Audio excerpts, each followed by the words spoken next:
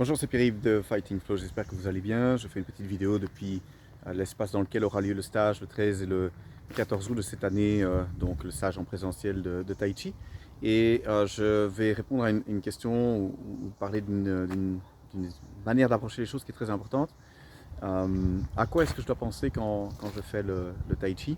Quand je fais ma forme de Tai Chi, à quoi est-ce que je dois penser? Alors, on pourrait évidemment dire que vous ne devez penser à rien du tout, ça c'est une très bonne chose, puisque c'est quand même un art de détente, et donc c'est important de se vider l'esprit. D'ailleurs, ça vide l'esprit quand on pratique la forme régulièrement, c'est un moment de recentrage sur soi, c'est un moment où on se vide l'esprit. Clairement, vous allez pendant longtemps vous concentrer sur les mouvements, c'est-à-dire vous allez penser pendant la forme, c'est évident, hein, vous allez penser où est mon pied, où est ma main, le professeur a dit que je vais tenir ma main comme ceci, comme cela. Donc c'est important de se vider l'esprit, mais vous allez voir que vous allez surtout au début penser à vos mouvements, et c'est normal, parce que c'est important d'être le plus précis possible en Tai Chi, même s'il y a un moment, il y a beaucoup de compréhension, de sensations énergétiques et de sentir le mouvement euh, et que le mouvement s'exprime à travers vous. Dans un premier temps, c'est la rigueur de l'enseignement. Il faut faire attention à où on met sa main, où on met son pied, où on met son regard, etc. etc. Donc ça c'est vraiment très important, c'est la première chose à laquelle vous allez penser pendant longtemps. Et c'est tout à fait normal. La deuxième chose que je vous apporte comme réflexion ici, c'est qu'à un moment, et ça va devenir très important, et je le montre d'ailleurs dès le départ, quand vous commencez l'enseignement avec moi, euh, quand, ça c'est la formule, attention. Quand vous faites la forme, vous devez penser que vous avez un adversaire en face de vous, et quand vous avez un adversaire en face de vous, vous devez penser que vous faites la forme. Donc qu'est-ce que ça veut dire, cette phrase chinoise, hein? C'est quand vous faites la forme, vous devez penser à quoi le mouvement est destiné. C'est très important pour que le mouvement soit correct, que le mouvement soit connecté à son application combative.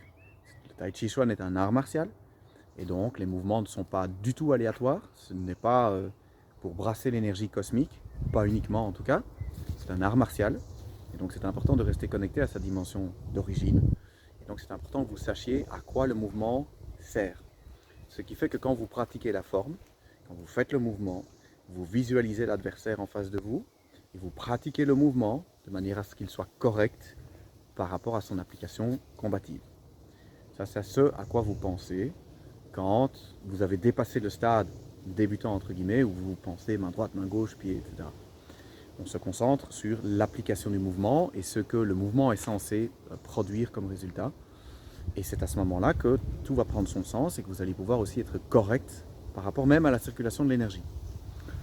Par contre, et ça c'est la deuxième partie de la phrase, quand vous avez un adversaire en face de vous, on a une tendance à se figer. Donc même au cours, même quand on travaille avec bienveillance, avec quelqu'un avec qui on se sent en sécurité, vous allez voir que dès l'instant où vous avez quelqu'un qui vient vous mettre sous contrainte, eh bien, le corps va se figer, va se rigidifier.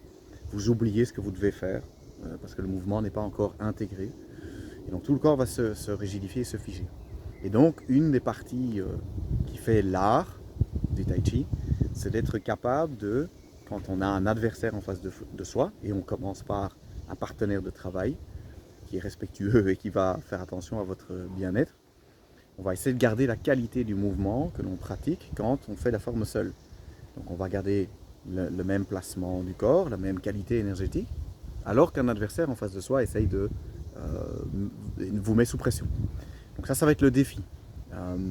Et plus vous allez avancer en expérience, plus votre esprit va se vider et plus vous serez en mesure, donc, quand vous faites la forme, de vous concentrer sur la raison du mouvement, ce qu'on est censé faire avec ce mouvement, et sentir le mouvement se faire correctement. Et quand vous êtes face à quelqu'un, dans un premier temps, on va dire un partenaire de travail, eh bien, vous serez en mesure de faire le mouvement comme si le partenaire n'était pas là, pour éviter donc la crispation, le stress, et pour éviter de gâcher la qualité du mouvement, donc d'avoir un mouvement de moindre qualité. Ça va? Donc, souvenez-vous de ça, quand je fais la forme, je fais comme si j'avais un adversaire. Quand j'ai un adversaire, je fais juste la forme, comme s'il n'était pas là. Ça implique aussi que votre professeur doit connaître, doit avoir une compréhension combative et martiale du Tai Chi. Ce n'est pas donné à tous les professeurs, donc moi j'estime que c'est important.